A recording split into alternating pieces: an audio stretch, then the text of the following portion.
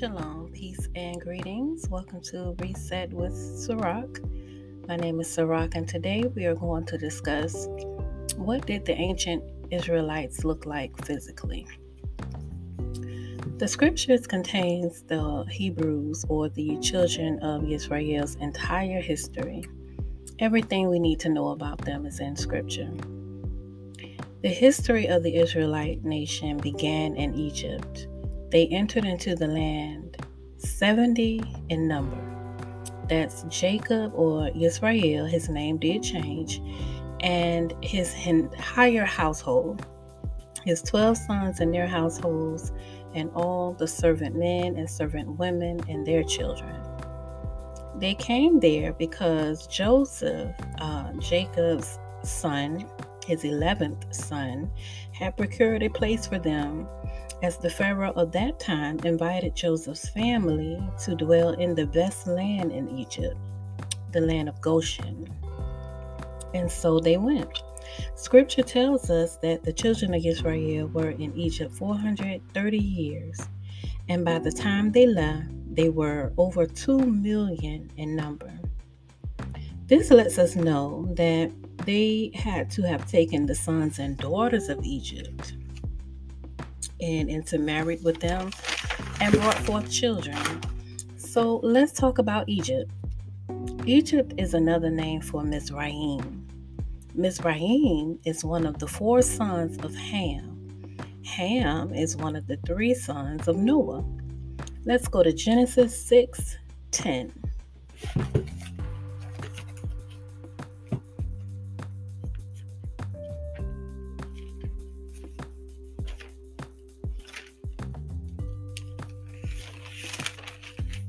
Genesis 6:10 says, "And Noah brought forth 3 sons, Shem, Ham, and Japheth.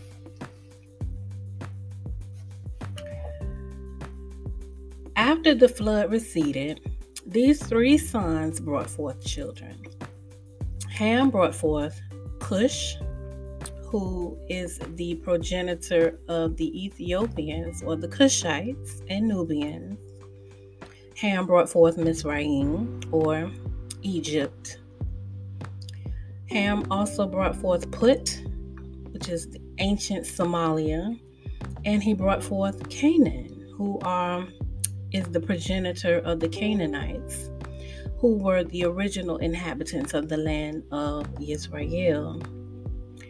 These are the progenitors of the so-called African nations. These people, of course, are what we would consider Black people. But let's be clear, all Black people are not the same. One of Noah's other sons, Shem, who was also what we would consider Black, brought forth sons, and through his sons came forth the children of Israel, through Abraham, Isaac, and Jacob, whose name was later changed to Israel. So although Israel looked like the people of Egypt and vice versa, their beliefs and customs were very different. But Israel did intermingle with Egypt and brought forth many children, dark-skinned children, and it was difficult to tell the difference between the Israelites and the Egyptians. Let's go to Genesis 42 and read verses 1 through 8. Genesis 42, verses 1 through 8.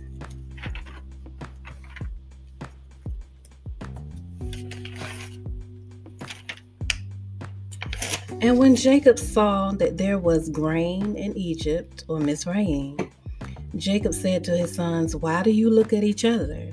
And he said, "See, I have heard that there is grain in Egypt. Go down to that place and buy for us there, and let us live and not die." And Joseph's 10 brothers went down to buy grain in Egypt. But Jacob did not send Joseph's brother Benjamin with his brothers, for he said, "Lest some harm come to him." And the sons of Israel went to buy grain among those who journeyed, for the scarcity of food was in the land of Canaan. And Joseph was the governor over the land. He was the one who sold to all the people of the land. And Joseph's brothers came and bowed down before him with their faces to the earth. And Joseph saw his brothers and recognized them. But he acted as a stranger to them and spoke to them harshly and said to them, "Where do you come from?" And they said, "From the land of Canaan to buy food." So Joseph recognized his brothers, but they did not recognize him. So they thought he was an Egyptian. They didn't even recognize their own brother. So we're going to go to Genesis 50 and read verses 7 through 11.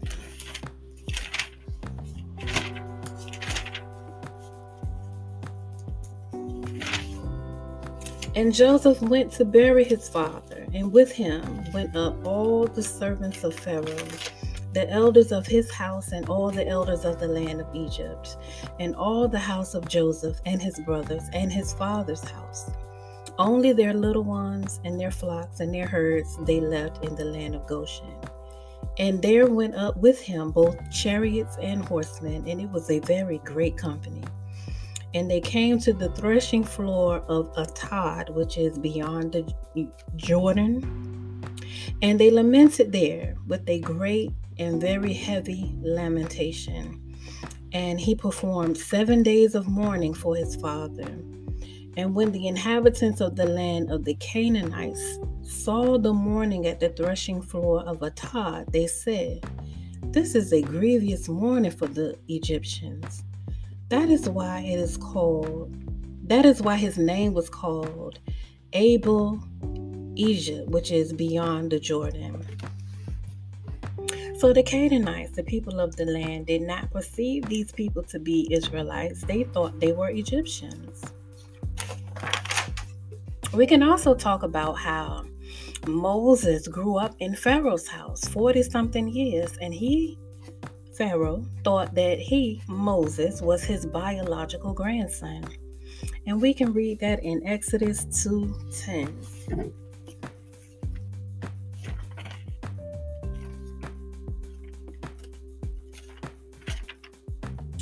And the child grew, and she brought him to Pharaoh's daughter, and he became her son. And she called his name Moses, saying, "Because I have drawn him out of the water." Right? So they did not know he was an Israelite, or Pharaoh didn't know. The daughter knew, but Pharaoh did not. And I'm sure he may have had on, I'm sorry. Let's back up. We are going to now discuss how the daughters of the priests of Midian thought that Moses was an Egyptian. And that is in Exodus 2:16 through 19. Exodus 2, verse 16 through 19. And the priest of Midian had 7 daughters, and they came to draw water, and they filled the troughs to water their father's flock. But the shepherds came and drove them away. Then Moses stood up and came to their rescue and watered their flock. And they came to Reuel, their father, and he said, "How is it that you come so soon today?" And they said, An Egyptian rescued us from the hand of the shepherds, and he also drew enough water for us and watered the flock." So the daughters of Midian thought that Moses was an Egyptian. And so I'm sure he had on the garments of an Egyptian, as he was on the run from Pharaoh at this time. So let's further confirm his dark complexion. Let's go to Exodus 4, 6 and 7.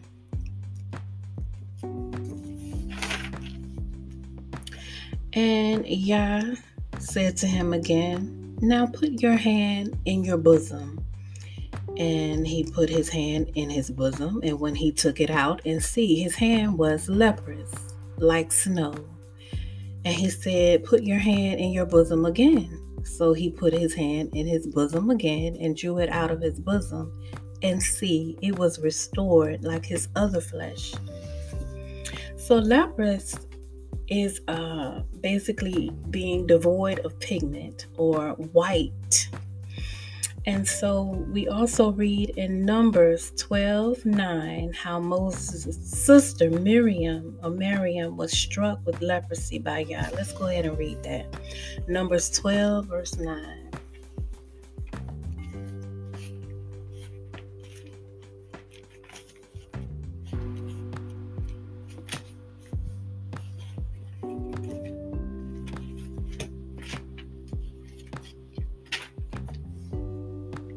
All right.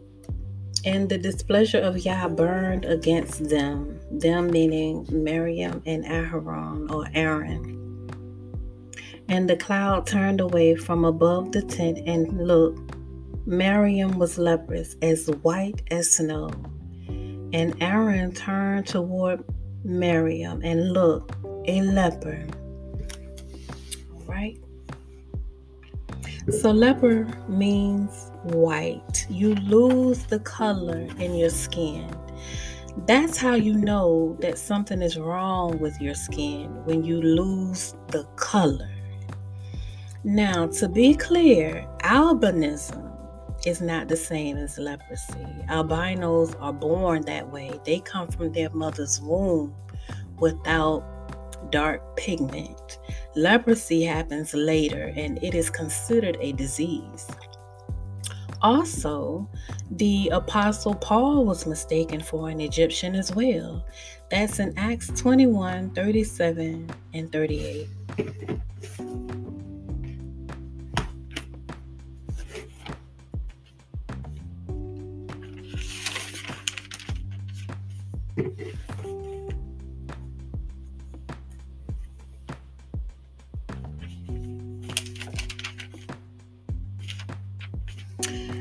And as Paul was about to be led into the barracks, he said to the commander, "Am I allowed to say somewhat to you?" And he said, "Do you know Greek?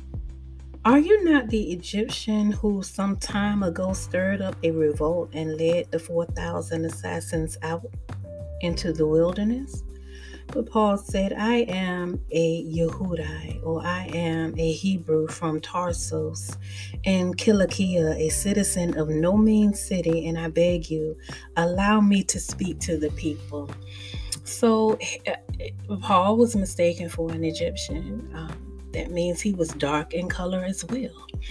And I would like to finally add that the Messiah, whose name is Yeshua, or Yahoshua, commonly known to the rest of the world as Jesus the Christ, he was sent into the land of Egypt to escape persecution. And we can read that in Matthew chapter 2, verses 13 through 15.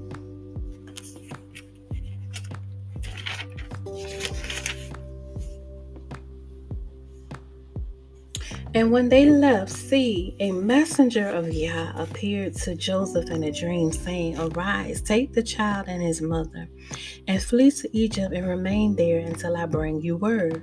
For Herod is about to seek the child to destroy him." And rising up, he took the child and his mother by night and departed for Egypt. And they remained there until the death of Herod, to fulfill what was spoken by Yah through the prophet, saying, "Out of Egypt I have called my son." So clearly, and I do mean clearly, it is shown and proven all throughout Scripture that the Israelites were a dark-skinned people, and even the Messiah, who comes from the tribe of Judah. And Judah is one of Jacob's 12 sons. They are all dark complexioned, or what we would call black. And that, ladies and gentlemen, is where I will end today's message. I pray that a light has been shone upon the hearts and minds of all those who listened attentively. And I pray that Yah magnifies the words given and nourishes the seeds planted. Be blessed. Shalom.